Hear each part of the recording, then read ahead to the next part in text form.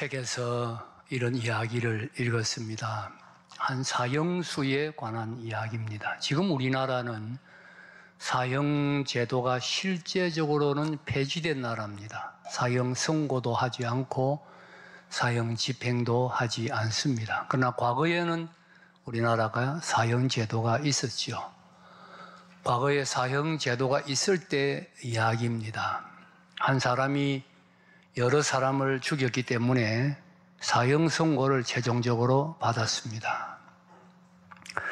이 사람이 사형 선고를 받고 나서 많은 그리스도인들이 그에게 복음을 전하려고 노력을 했습니다. 그러나 그 누구도 만나주지를 않았습니다. 일체 면회사절 아무도 만나주지를 아니했습니다. 그런데 이 사형수가 뜻밖에도 한 교회 집사님에게 마음문을 열었습니다. 이 교회 집사님은 원래부터 교도소 선교에 관심이 있었고, 그래서 이 사형수는 재판할 때부터 처음부터 지켜보았습니다. 그리고는 이 사람에게 복음을 전해야 되겠다 하는 마음을 먹고 면회를 신청했는데 역시 거절을 당했습니다. 거절당한 다음에는 편지를 썼습니다. 편지를 쓸 때 아마 이 편지를 안 받을 거야. 그러면 받을 때까지 편지를 쓰겠다. 그런 각오로 편지를 썼는데 천만 뜻밖에도 첫 번 편지에 기적 같은 일이 일어난 겁니다. 그 마음문을 꽁꽁 닫고 있던 사형수가 이 집사님을 만나겠다고 답장이 온 것입니다. 그렇게 해서 만났습니다. 계속해서 만나는 가운데 복음을 전하게 되고 사형수가 복음을 받아들이고 예수 믿는 사람이 되고 마침내는 예수를 전하는, 복음을 전하는 그런 사람으로까지 변화되었다는 이야기입니다. 여러분 궁금하지 않습니까? 그렇게 마음문을 꽁꽁 닫아 있던 사형수가 과연 집사님이 편지에 뭐라고 썼길래 마음문을 열었을까? 도대체 뭐라고, 무슨 내용을 썼기에 마음문을 열었을까 하는 것입니다. 집사님은 이렇게 편지에 썼다고 합니다. 저는 그 사형수 이름이 예를 들어서 성우라고 하십시다. 성우님이 재판받는 과정을 처음부터 지켜보았습니다. 성우님은 뜻밖에도 재판받는 과정에서 이런 말을 하더군요. 여기 있는 이 나와 같이 범행을 저지른 이 공범들은 다 죄가 없습니다. 내가 시켜서 억지로 한 일입니다. 모든 책임은 내게 있습니다. 내가 벌을 다 받겠습니다. 이 사람들은 다 용서해 주십시오. 모든 벌은 내가 받겠습니다. 저는 그렇게 말하는 성우님의 모습을 보면서 성우님이 어쩌다가 그런 실수를 했는지는 몰라도 성우님은 본래 착한 사람이라는 것을 느꼈습니다. 그렇게 편지에 쓴 겁니다. 어쩌다가 그런 실수를 했는지는 몰라도 본래 착한 사람이라는 것을 느꼈다는 그 따뜻한 말 한마디, 그 따뜻한 말 한마디가 얼음같이 차갑게 얼어붙었던 그 사형수의 마음을 녹아내리게 만들었다는, 따뜻한 사랑의 말 한마디가 마음을 녹아내리게 만들었다는 이야기입니다. 우리는 다른 사람의 관계 속에서 세상을 살아가고 있습니다. 요즘 소위 말하는 혼족, 혼자 사는 사람들이 많습니다만 실제로 혼자 사는 사람은 아무도 없습니다. 모든 사람이 다른 사람과의 관계 속에서 세상을 살아가고 있습니다. 그렇다면 우리 그리스도인들이 세상에 다른 사람과 함께 살아감에 있어서 그 삶의 원리가 무엇입니까? 어떤 원리를 가지고 다른 사람과 함께 살아가야 합니까? 성경은 그것을 사랑이라고 가르칩니다. 사랑. 우리는 사랑이라는 원리를 가지고 그 사랑이라는 원리를 실천하면서 다른 사람과 함께 세상을 살아가야 한다는 진리입니다. 이렇게 중요한 사랑을 우리는 오늘날 너무 많이 잃어버렸습니다. 사랑 없이 만나고, 사랑 없이 대화하고, 사랑 없이 함께 일하고 있습니다. 근본이 잘못되어 가고 있는 것입니다. 특별히 교회는 사랑의 공동체입니다. 교회는 사랑으로 구속받은 사람들이 사랑을 실천하는 곳입니다. 그런데 과연 우리는 이 교회에서 사랑을 얼마나 실천하고 있습니까? 한 해가 저물어가는 이 시점에 우리는 우리의 사랑을 한번 물어보십시다. 점검해 보십시다. 그리고 사랑을 확인하고 사랑을 배워가야 하겠습니다. 오늘 본문 우리 8절을 함께 다시 한번 읽어보십시다. 8절 시작. 피차 사랑의 빛 외에는 아무에게든지 아무 빛도 지지 말라.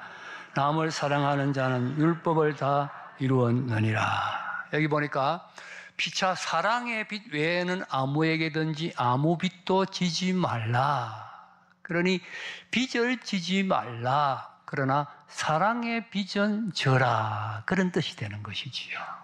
일단 이 말씀을 보면 우리는 빛을 지지 말아야 합니다. 우리 예수 믿는 사람들은 할 수만 있으면, 어쩔 수 없는 경우가 있겠지만 할 수만 있으면 빛을 지지 말아야 합니다. 빛은 경제적인 것만을 말하는 것이 아닙니다. 다른 사람에게 폐를 끼치거나 누를 끼치는 것도 빚이 됩니다. 그런 삶도 살지 말아야 합니다. 어느 교회에서 부흥회를 했는데 목사님께서 마지막 날, 이제 마치는 날 다 마치고 마지막 광고를 하면서 이렇게 광고를 했습니다. 이번 부흥회는 특별히 감사합니다. 특별히 감사하다는 거예요. 이유는 이번 부흥회는 교회 유리창이 하나도 깨어지지 아니했습니다. 그래서 특별히 너무 감사합니다. 무슨 말입니까? 부흥회 할 때마다 얼마나 두드리고 시끄럽게 울고 불고 소리를 쳐놨든지 동네 사람들이 부흥회 하면 조용히 하라고 돌멩이를 집어던지가 유리창이 깨졌다는 거예요. 이것도 남에게 폐를 끼치는 것이고 빚을 지는 겁니다. 이런 빚도 지지 말아야 합니다. 그런데 사랑의 빚은 지라고 했습니다. 사랑의 빚은 오히려 지지만 않은 것이 아니라 지라는 겁니다. 보십시오. 우리는 이미 하나님으로부터 사랑의 빚을 졌습니다. 하나님으로부터 사랑의 빚을 졌습니다. 하나님으로부터 사랑의 빚을 잘 가르친 예수님의 비유가 하나 있지요. 예수님의 한 분은 바리새인 시몬이라는 사람의 집에 초청을 받아갔습니다. 왜 이 시몬이 예수님을 초청했는지 성경에 이유는 나타나지 않습니다만은 초청을 받아갔는데 거기에 죄인인 한 여자가 불청객으로 들어옵니다. 들어와서는 예수님 뒤로 다가와서 머리털을 풀어서 예수님의 발을 닦고 눈물을 예수님의 발에 적시고 예수님의 발에 입을 맞추고 옥합에 담은 향유를 예수님의 발에 부었습니다. 시몬은 이 여자가 못마땅했습니다. 그러나 예수님이 가만히 계시니 어떻게 할 수가 없어서 마음속으로 불만만 품고 있는데 예수님께서 시몬에게 비유를 하나 말씀하셨지요. 시몬아, 빚을 주는 사람이 있어서 두 사람에게 빚을 주었는데 한 사람은 500데나리온 빚졌고 한 사람은 50데나리온을 빚졌다. 주인이 둘 다 갚을 형편이 못 되고 탕감을 해 주었는데 누가 주인을 더 사랑하겠느냐? 당연히 500데나리온 탕감받은 사람이 더 사랑하지요. 왜? 더 고마우니까, 더 감사하니까, 더 주인을 사랑하고 더 주인의 은혜에 보답할 마음이 있게 되는 거지요. 그래서 우리가 하나님에게 빚진 것을 하나의 비유로 말씀한 겁니다. 어떤 사람은 나는 500데나리온 빚졌다고 생각하고 어떤 사람은 50데나리온 빚졌다고 생각합니다. 어떤 사람은 5,000데나리온 빚졌다고 생각하고 어떤 사람은 5만 데나리온을 빚졌다고 생각합니다. 많이 빚졌다고 생각할수록 탕감받은 다음에는 더 감사하고 더 고맙고 더 그 은혜에 보답해서 살려고 하게 되는 것이지요. 사도 바울은 많이 빚졌다고 생각한 사람이었습니다. 그는 스데반을 잡아 죽이는 일에 가담했고 예수님 잡아 죽이는 일, 예수 믿는 사람 잡아 죽이는 일에 앞장서서 나선 사람이었습니다. 그런 사람이 오직 하나님의 은혜로 하나님의 부름을 받아 구원받았고, 구원받은 것만 해도 감사한데 사도로까지 세움을 받았으니 얼마나 많은 빚을 졌는가. 갚을 길이 없는 빚을 졌다. 그래서 그는 오히려 주님을 위하여 고난을 당할수록 더 기뻤습니다. 매를 맞을수록 더 감사하고 감옥에 갇혀서 찬송을 부르고 헐벗을수록 더 고마웠습니다. 왜? 갚을 길이 없는 빚을 졌다고 생각했기 때문이지요. 여러분, 바울만 하나님으로부터 갚을 수 없는 빚을 진 것이 아닙니다. 우리 모두가 다 하나님으로부터 갚을 수 없는 사랑을 받았습니다. 우리가 사랑 받았잖아요. 하나님으로부터 먼저 사랑 받았습니다. 그리고 다른 사람으로부터도 사랑을 받았습니다. 여러분 한번 돌아보십시오. 내가 얼마나 많은 사람들에게 얼마나 많은 사랑을 받았습니까? 어떤 사람, 나는 사랑받지 못했다, 이렇게 생각하는 사람이 있습니다. 여러분, 이 세상에 사랑을 받지 못한 사람은 아무도 없습니다.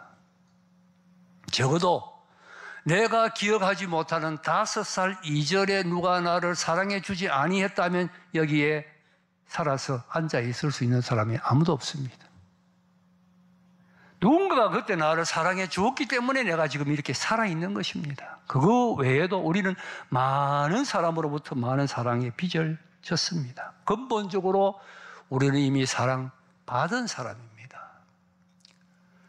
예수님의 시몬의 비유에서 탕감해 주었다고 했지만, 탕감해 주었지만 우리는 빚을 받았고 빚을 졌다고 생각을 해야 합니다. 그러니 우리는 하나님으로부터 사람으로부터 사랑에 빚진 사람입니다. 빚진 사람. 빚을 준 사람이 아니라 빚진 사람입니다. 여러분, 빚의 특징이 뭡니까? 빚의 대명제가 뭡니까? 빚은 갚아야 한다는 사실입니다. 빚은 갚아야 합니다. 빚을 져본 사람은 압니다. 빚은 갚기 전에는 자유할 수 없습니다. 빚은 갚기 전에는 얼마나 힘든 것인지 모릅니다. 빚은 어떤 일이 있어도 갚아야 합니다. 사랑에 빚졌다는 말은 사랑을 갚아야 한다는 거예요. 내가 사랑을 받음으로 빚을 졌으니 이제 내가 사랑을 줌으로 그 사랑의 빚을 갚아야 한다는 진리지요. 자, 앞서 우리 그리스도인의 삶의 원리가, 인간관계 원리가 사랑이라고 했습니다. 그 원리가 어디서 나왔습니까? 사랑의 빚을 졌으니 이제 사랑을 갚는 것이 우리의 인간관계의 원리가 되는 것이지요. 사랑을 줌으로 우리는 인간관계를 바로 맺게 됐다는 진리입니다. 그래서 우리 본문에 남을 사랑하는 자는 율법을 다 이루었다 그랬습니다. 율법이 뭡니까? 삶의 표준, 하나님 주신 삶의 표준 아닙니까? 그런데 우리의 인간관계의 근본 원리가 사랑이기 때문에 사랑을 실천하면 삶의 표준을 다 이룬 것이 되는 것입니다. 실제로 한번 보세요, 여러분. 자, 간음하지 말라. 내가 아내를 사랑한다. 그러면 아내의 마음에 그렇게 상처를 줄 수 있는 간음의 죄를 지을 수가 없지요. 사랑하면 간음죄를 지을 수가 없어요. 살인하지 말라. 남의 생명 사랑하는 사람이 어떻게 살인할 수가 있습니까? 할 수가 없습니다. 도둑질하지 말라. 다른 사람 사랑하면 남의 것을 도둑질할 수가 없는 겁니다. 그래서 9절에 보면요, 간음하지 말라, 살인하지 말라, 도둑질하지 말라, 탐내지 말라 한 것과 그 외에 다른 계명이 있을지라도 내 이웃을 내 자신과 같이 사랑하라고 하신 말씀 가운데 다 들었느니라. 간음, 살인, 도둑질, 탄심 그 외에 다른 계명이 있을지라도, 다른 계명도 있지요. 하나님의 모든 삶의 윤리가 다 있습니다. 그런데 이 모든 계명이 내 이웃을 내 몸같이 사랑하라 하신 말씀 속에 다 들어있다는 거예요. 사랑 속에 다 들어있다. 사랑하면 모든 계명을 다 이루게 되는 겁니다. 그래서 사랑은 율법의 완성이다. 정말로 사랑하면 율법을 다 지킨 것이 된다는 거예요. 사랑은 율법의 완성이라는 진리입니다. 그렇다면 이제 생각해 보십시다. 우리는 사랑의 빚진 자로 얼마나 사랑의 빚을 갚으면서 살고 있습니까? 내가 사랑에 빚진 사람으로 얼마나 사랑의 빚을 갚으면서 살고 있습니까? 사랑하고 싶은데 어떻게 사랑하는 것인지 몰라서 잘 사랑하지를 못하고 있다고 생각하는 분도 있습니다. 오늘 본문이 잘 가르쳐주고 있습니다. 본문 9절에 뭐라고 했습니까? 내 이웃을 내 자신같이 사랑하라 하신 그 말씀. 내 이웃을 내 자신, 내가 나를 사랑하는 것처럼 이웃을 사랑하면 그게 바로 사랑이라는 거예요. 여러분, 우리가 우리 자신을 다 사랑합니다. 내가 나를 사랑하는 것처럼 이웃을 그렇게 대해주라는 거예요.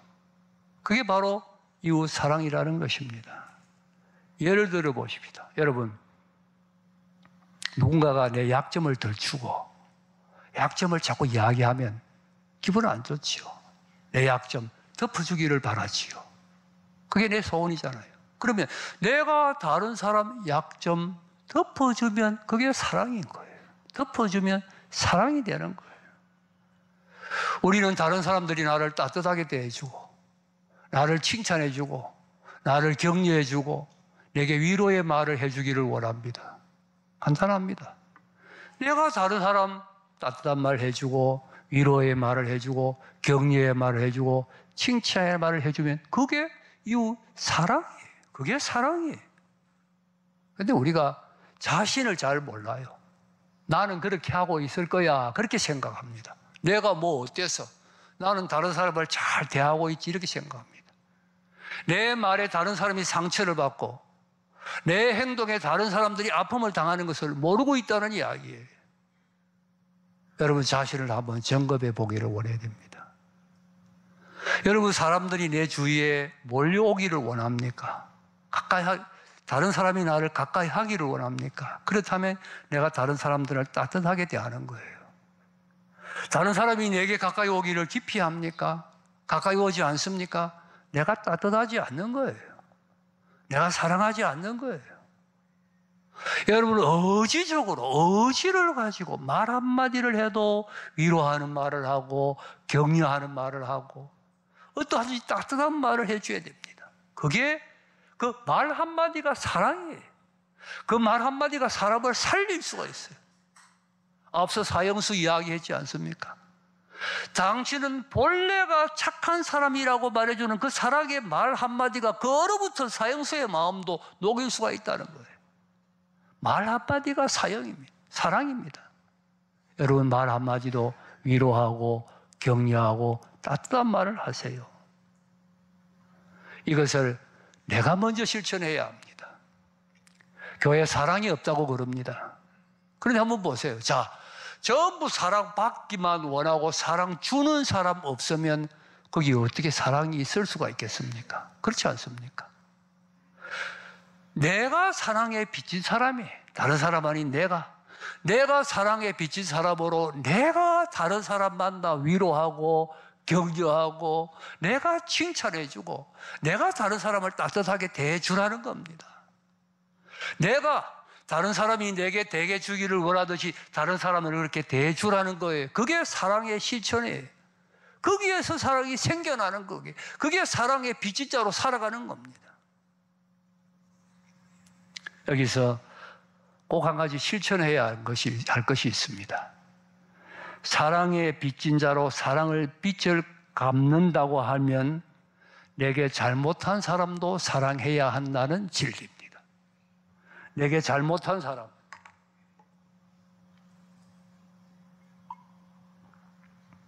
내게 상처를 준 사람도 사랑해야, 나를 미워하는 사람, 나를 원수처럼 대하는 사람도 사랑해야 사랑에 빚진 자로 사랑을 온전히 실천하는 것이 됩니다. 왜 그렇습니까? 여러분 하나님이 나를 사랑하셨습니다. 로마서 5장에 내가 무엇 되었을 때에 하나님이 나를 사랑했다고 했지요? 연약할 때, 죄인 되었을 때, 마지막에 원수 되었을 때.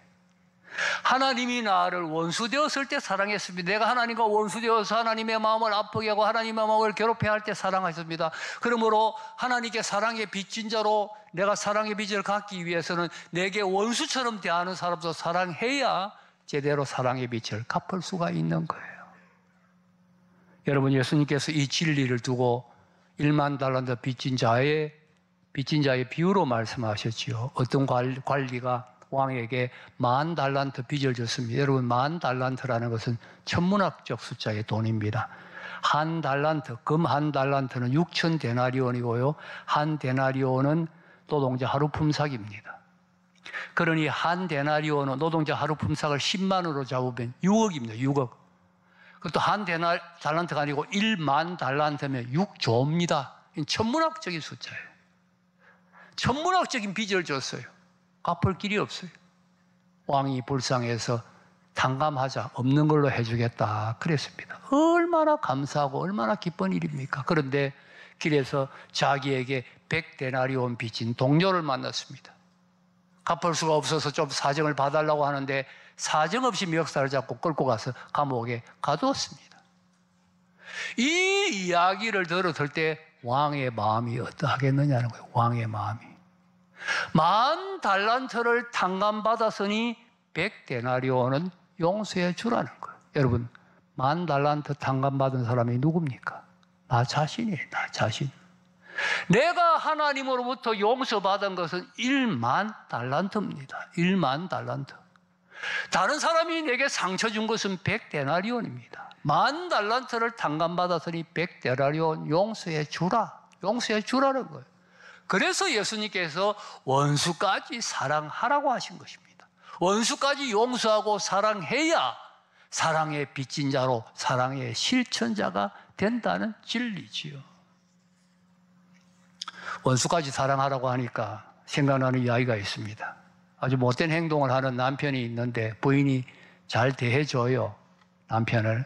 목사님이 신기해서 물었습니다. 집사님, 어떻게 그렇게 남편을 잘 대해줍니까?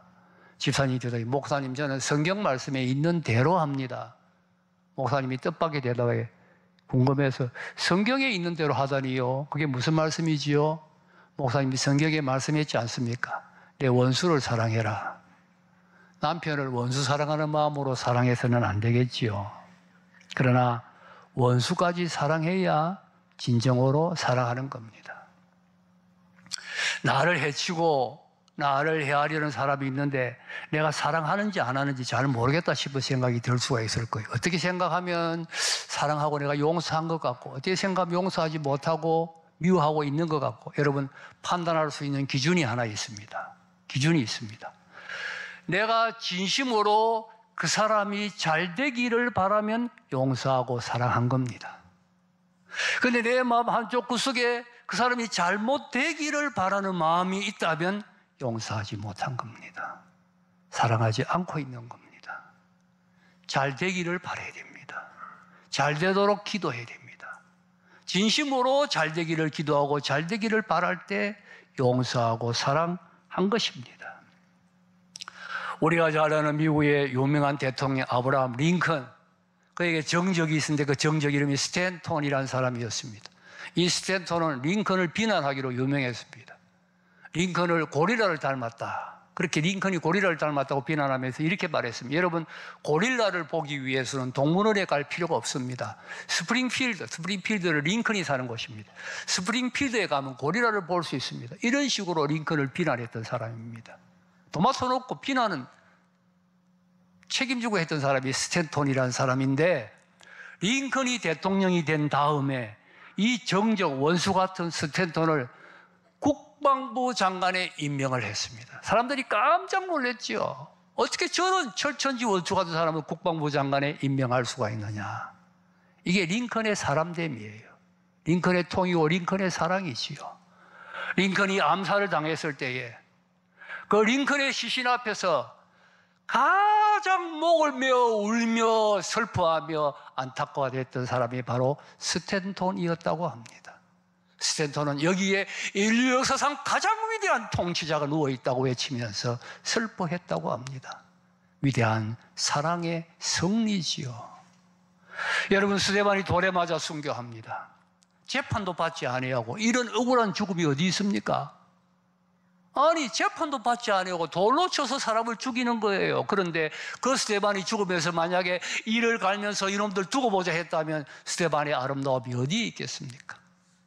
스데반이 돌에 맞아 죽어가는 그 자리에서도 뭐라고 기도했습니까? 하나님이여 저들의 죄를 저들에게 돌리지 마라 주시옵소서 용서하고 사랑했습니다. 그때 스데반의 얼굴이 천사의 얼굴과 같았다고 했습니다. 사랑의 승리지요.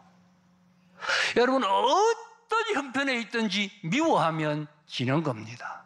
사랑하면 승리하는 것입니다. 사랑에 진정한 승리가 있습니다. 말을 맺습니다. 우리는 사랑의 빚진 자입니다. 하나님으로부터 다른 사람들로부터 많은 사랑의 빚을 졌습니다. 이제 이 빚을 갚으며 살아가는데 우리의 삶에 원리가 있습니다. 사랑은 율법의 완성입니다. 원수까지 사랑해야 됩니다. 거기에 진정한 승리가 있고 기쁨이 있고 능력이 있습니다. 사랑의 빚진 자로서 사랑을 실천함으로 사랑의 승리자로 살아가는 여러분 다 될 수 있기를 주님의 이름으로 축복합니다.